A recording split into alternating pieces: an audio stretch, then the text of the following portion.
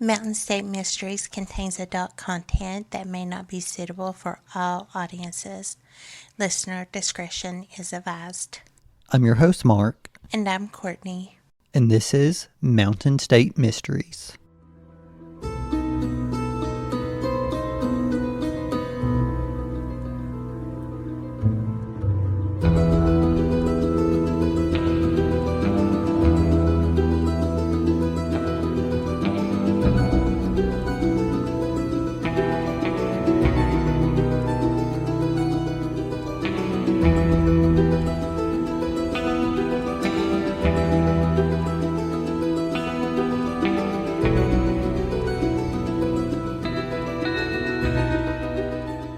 Today, we want to tell you the story of a couple who was enjoying a date night out in Charleston, West Virginia. A night that would sadly be the last time anyone would ever see them. This is the story of the disappearance of Mazie Mae Sigmon-Palmer and the murder of Jay Farley. On Saturday, July 14th, 1979, 25-year-old Mazie Mae Sigmon-Palmer and 18-year-old John Eric Farley, better known as Jay, so from here on out we're going to call him that, were enjoying a date night in Charleston, West Virginia. The two had been seeing each other for a little over a month and were doing what most of the young crowd in Charleston would do on a Saturday night. They were going to different nightclubs and bars. They were seen leaving the Roaring Twenties nightclub on Hill Street. They walked together through a parking lot behind what used to be the Holly Hotel on Courier Street. Not too long after, the two got a ride to the King's Inn nightclub on Charleston's west side. Mazie Mae Sigmon-Palmer was born on November 24th, 1954, in Sissonville, West Virginia. In 1974, she graduated from Sissonville High School and later married Kenneth Wayne Palmer. Unfortunately, we could not find out much about their marriage, but we do know that just 3 months before her disappearance, the two divorced in 1979. Anyone who knew Mazie would say she was always friendly and very outgoing, that she was a free spirit but could sometimes be naive. Anyone who knew Mazie said she was always friendly and very outgoing, that she was a free spirit but could sometimes be naive, just wanting to see the best in everyone in every situation. Mazie grew up in Sissonville, but during the time of her disappearance, she was living with Mr. and Mrs. Ira Huber at 901 Main Street in Charleston, West Virginia. John Eric Farley, also known as Jay, was born in Hurricane, West Virginia in 1961. Around the age of 7, his parents would get divorced. and his mother moved to Antioch, California. It was originally planned for Jay to join his mother and brother in California, but in 1970, Jay had a bicycle accident where he broke his arm, and it was decided it would be best if he stayed in West Virginia. Jay lived with his grandmother, Desi Farley, in Dunbar, West Virginia. During the summer of 1979, Jay's father recalled that Jay applied for a few different jobs and someday wanted to join the Navy. In early June of 1979, Jay and Mazie would meet for the first time, either at the former Boulevard Recreation Center or the Roaring Twenties nightclub. We aren't sure what they labeled each other by July of 1979, but from our research, they were dating. According to Jay's father in an interview from 1982, that Jay and Mazie had been dating for several weeks, but he wouldn't describe it as going steady.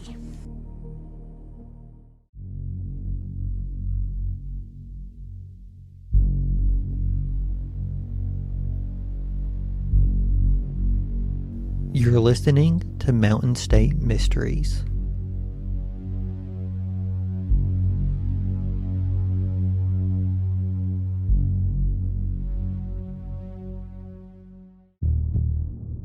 On Saturday, July 14th, 1979, the day started as any typical day for Jay. He spent some of the day with his father and stepmother. He went out for a little bit and returned home around 9 p.m. so he could change his clothes. According to his grandmother, he changed into a pair of blue denim jeans, a pink, blue, and white plaid shirt with brown hiking boots. She asked him if he needed any money for the evening, and Jay told her no. Around 9:30 p.m., Jay was picked up at his grandmother's home in Dunbar by his friend Kevin Withrow. They drove to Charleston and went to the Roaring Twenties nightclub that was located on the second floor of a building on Hill Street. Around 10 p.m., Mazie was dropped off at the Roaring Twenties by Ira Hubert. Hubert said Mazie was dressed in blue jeans, a pink blouse, long earrings, and had a small blue purse. According to Jay's friend Kevin, he said that Jay went to the Roaring Twenties just to see Mazie. Just an hour later, around 11 p.m., Mazie and Jay were seen in Hill Street, just outside of the Roaring Twenties nightclub. According to a friend of Jay's who was parked nearby, he asked if he could get a ride home to Dunbar. His friend said that he wasn't planning on leaving anytime soon. After that, Jay and Mazie crossed Hill Street and started walking east to Dickinson Street. A friend watched the two walk through an empty parking lot to Dickinson Street to another empty parking lot behind what used to be the Holly Hotel. The time was between 11 p.m. and midnight. Mazie and Jay would end up getting a ride with a man named Bill Cottrell, who drove them to the King's Inn, which was another nightclub which was located on Charleston's west side at 1608 2nd Avenue. Cottrell recalled that when he was pulling into the parking lot of the King's Inn nightclub, Mazie made the comment, "Oh, he's in there." Cottrell had no idea who she was talking about. To us, we believe this comment was made about her ex-husband. Cottrell believed that she did not feel the presence of this person to be any kind of threat as the three of them entered the nightclub. When Mazie entered the King's Inn, she talked to a friend from high school named Karen Carpenter, who was leaving the club as they were walking in. Karen later said that she didn't feel like anything was different about Mazie's demeanor and described her as being her usual self. The three entered the club and took a table on the ground floor after ordering a round of drinks. Mazie excused herself and said that she was going to the upstairs bar to talk to someone. Jay and Cottrell stayed at the table. We can't help but wonder if the person she was going to talk to was the he that she mentioned before going into the nightclub. After finishing his drink, Jay also excused himself from the table and went to the upstairs bar. Cottrell remembered this happened at midnight on July 15th, 1979. From what authorities put together, this was the last time both Mazie and Jay were seen alive.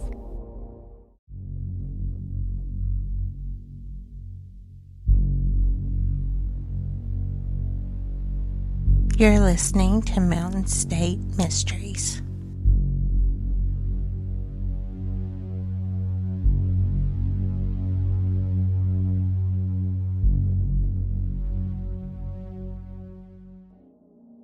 Jay and Mazie didn't return home the next morning. The Huberts weren't too concerned in the beginning because they knew that Mazie would often spend the night with friends after going out. Jay's family, on the other hand, were worried and alarmed from the beginning.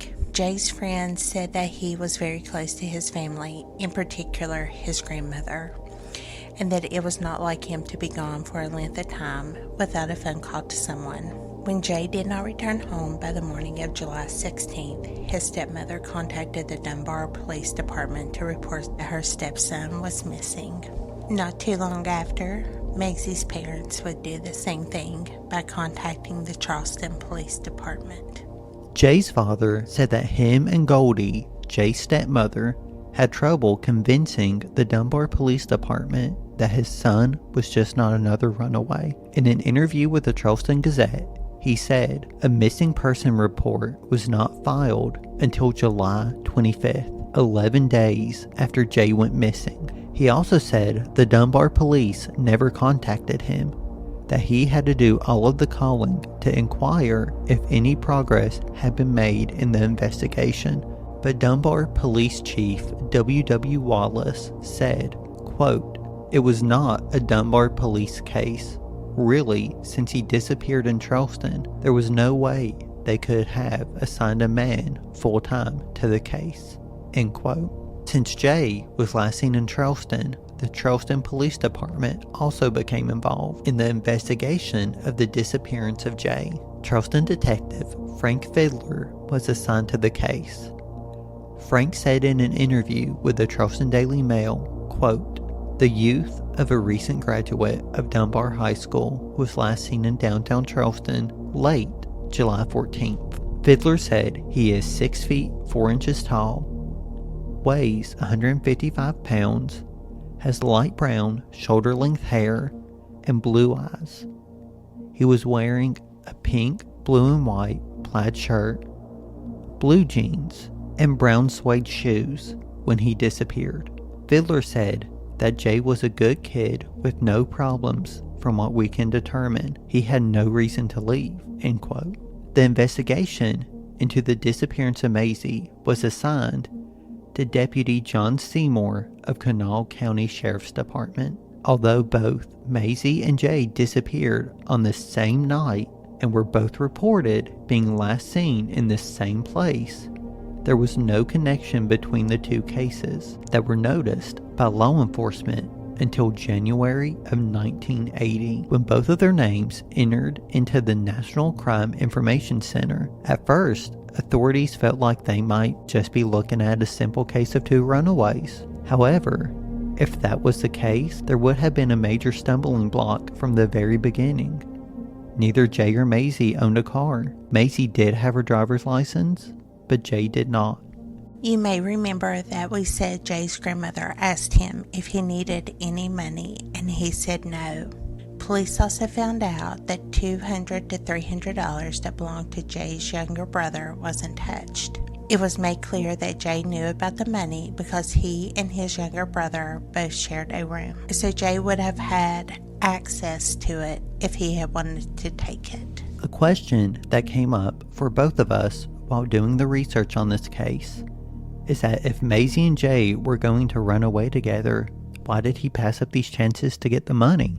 During the investigation, the public and authorities were divided on their opinions. Some thought that both Mazie and Jay both met with foul play that night, and the other believed that they simply ran away together to start a new life somewhere. Soon, a rumor would become an anonymous tip to Jay's dad, stating that his son had been killed by members of the Dunbar Police Department in an effort to prevent Jay from telling what he knew about a case of police brutality he was said to have witnessed. According to Dunbar's chief of police, W.W. Wallace, in 1982, this rumor apparently came from an incident where officers of the Dunbar Police Department were required to use force against someone who was being uncooperative, who was being escorted into the Dunbar City Hall on a drug-related charge. The altercation reportedly ended with the person receiving a laceration on their head. However, according to Wallace, no brutality suit was ever filed by the suspect, and therefore there was no trial where Jay could have testified. Despite this, Jay's father said that he felt like the Dunbar Police Department had been both slow and negligent in their investigation. Chief Wallace said that the Dunbar Police Department had no say in the case because it happened in Charleston. Jay's father said that he felt drained following these disheartening incidents, and he took to wandering the streets of Charleston at 3 and 4 a.m., searching for some small piece of information in his son's case. Despite both cases being linked in the eyes of the law, each investigation ended up going cold.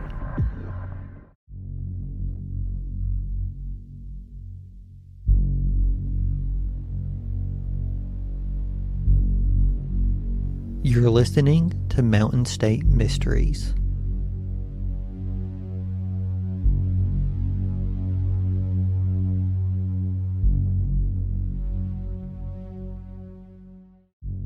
On May 10th, 1984, nearly 5 years after the disappearance of Jay and Mazie, and just 30 miles away, a security guard for Mars Sands Coal Company was making his usual rounds along Kennelton Hollow Road. Concerned with several coal trucks due at the site had failed to arrive, the guard ventured from his normal routine to see if any of the trucks were stopped at the entrance or stuck on the road. It was near the entrance of a side road roughly 20 yards from the company's main road, where the security guard came up on a badly weathered set of skeletal remains. Even before a positive identification could be made, the Charleston Daily Mail reported, skeletal remains found Thursday in Fayette County are those of a man who may have been dead as long as 5 years. Dr. Erwin Sofer, chief medical examiner, said the skeleton was that of a man aged from 20 to 24 and approximately 6 feet 2 inches tall. The man had been dead 1 to 5 years, Sofer said. The only piece of clothing remaining, a red and blue plaid shirt and a pair of orange and green athletic socks. The medical examiner would not comment whether there was evidence of foul play, saying such information appeared to be no damage to the skeleton. State Police Trooper D.R. Moore of the Gauley Bridge Detachment said the skeleton was found between 6:30 and 7 a.m. Thursday, Kennelton Hollow. On the surface, by a road used as a secondary route, a security guard for a nearby coal company, coal mine operator Mars Sands Corp, discovered the remains. Moore said nothing that we've had locally fits the description or ties the dead man with any pending area cases, Moore said. After reading this, Jay's stepmother Gauley got in touch with state police and provided them with a set of Jay's dental records. On May 12, 1984, West Virginia medical examiner Irvin Sofer announced that the remains had been identified as John Eric Farley. Sofer estimated that Jay had been dead between 1 to 5 years. Authorities noticed that the shirt found with the remains was identical to the one Jay had been seen wearing on July 14, 1979, as it was manufacturer of a polyester cotton blend, so Jay's shirt had not deteriorated over time. Police determined that Jay was either killed on or near the night he disappeared. Police were able to determine that Jay's hands were taped behind his back and that his death had occurred as a result of a shotgun wound. A single bullet slug was under the remains. However, the make and caliber, while known to the authorities, has never been made public. A search of the area where Jay's body had been found turned up no more evidence or the body of Mazie Mae Sigmon-Palmer, while Jay's remains were found across the county lines in Fayette County. The case passed to the West Virginia State Police. Just like everyone else, we've wondered how Jay got to Fayette County from Charleston, which is a distance of 30 miles and about 45 minutes. We know that Jay couldn't drive, so how did he get there? We think he was more than likely driven by his killer.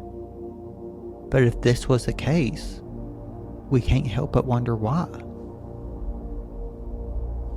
With evidence found at the scene where Jay's body was found, authorities were able to construct a number of plausible scenarios and moved ahead with a renewed investigation. With everyone thinking the discovery of Jay's body would help solve his murder and help find where Mazie was, both cases turned as cold as a West Virginia winter again. Jay's father never gave up hope, that one day his son's case would be solved. Sadly, in 1996, John Farley passed away. For the family of Mazie Mae Sigmon-Palmer, the story was just as sad. Mazie's father, Vernon Sigmon, passed away on October 1st, 1994. Her mother, Thelma Pearl, lived another 24 years before passing away on June 8th, 2018. Today, the investigation into Jay's murder and the disappearance of Mazie Mae are still cold. With the cases being cold, authorities have not given up the hope that one day maybe the clue they've been searching for will appear. For nearly 44 years, the families of John Eric Farley and Mazie Mae Sigmon-Palmer have been searching for answers as of who killed John Eric Farley and what happened to Mazie Mae Sigmon-Palmer.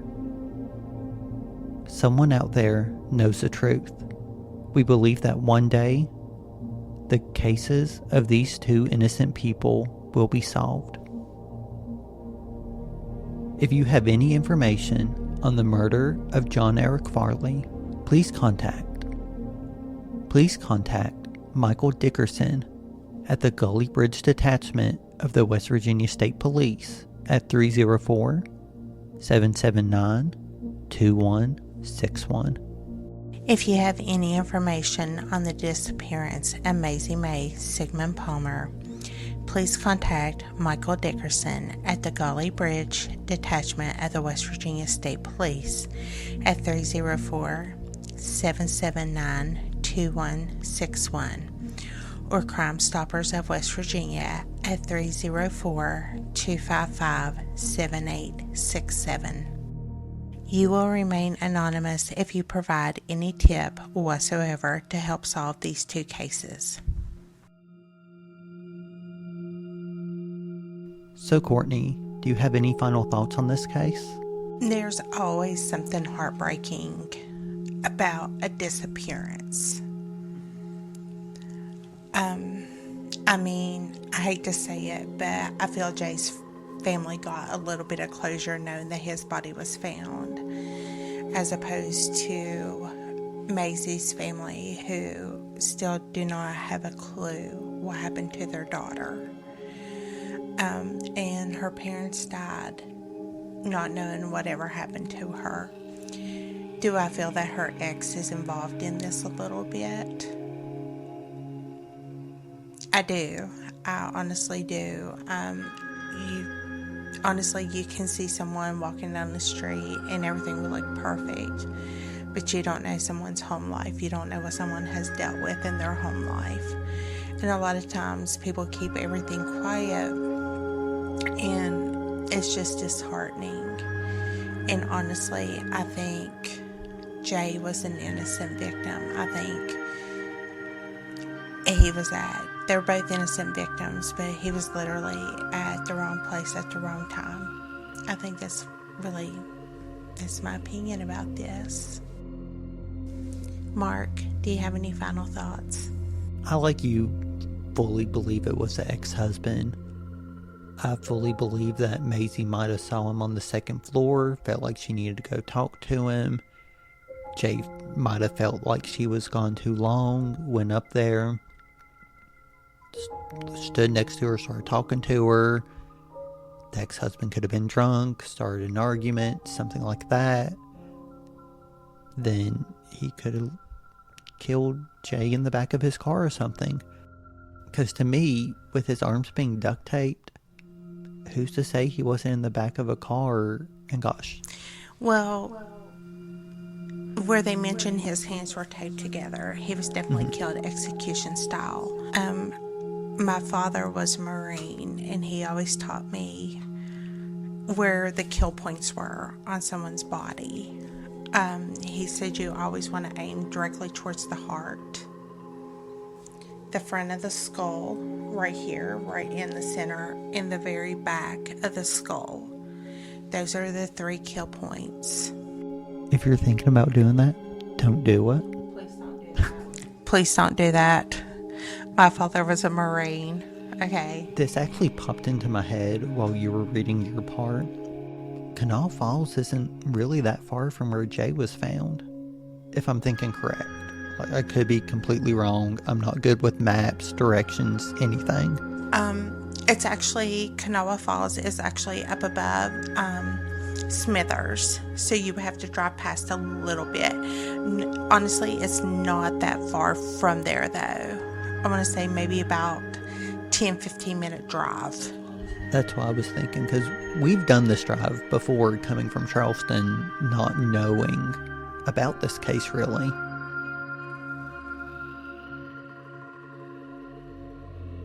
But it literally just popped into my head, the set of female remains that were found at Kanawha Falls. Could they be Mazie? I don't know if they've ever been identified or whatnot, but to me, there could be a good chance they could be Mazie, because it's in that area. Also, too, it makes you wonder, like, if anybody is kin to her is still alive, to where they could possibly provide some DNA, do a 23andMe, just something. That I'm not sure. I want to say she was an only child. I mean, I don't know, like, if her parents had any siblings or anything to where they could possibly get some of the DNA from to see, but it'd be very interesting if they did something like that. And I can say, when we were writing down the list of our season 2, Courtney and I had no idea that Mazie and Jay were even connected. We saw on Crime Stoppers just Mazie. We really didn't see anything about Jay. Then we got researching this and we're like, oh my god, this is so much bigger than we actually thought it was. And we just knew that we had to tell their story because it's such a sad story. And we really just want closure for Mazie's family, just like Jay's family got it. I mean, it wasn't the perfect closure. No. Justice wasn't brought forth. No. But it was a little bit of closure, you know. Mm-hmm. Is the stepmother still alive? I want to say possibly. I looked up on Find a Grave, and I want to say she possibly is still alive, because I didn't see her name in there anywhere. But I'm not sure if it's him and his first wife, or him and his second wife that are buried next to each other. Because I do want to say him and Goldie did split up for a little bit, but they got back together during all of this. Next time on Mountain State Mysteries, we're going to tell you the story of a man whose battered body was found in his home in Sissonville, West Virginia. If you find yourself enjoying Mountain State Mysteries, take a second to follow, download, and rate it on your favorite podcasting service. It helps others find Mountain State Mysteries. Don't forget to follow us on Instagram, Facebook, TikTok, and wherever you listen to podcasts. For the show notes, check out our website, mountainstatemysteriespodcast.com.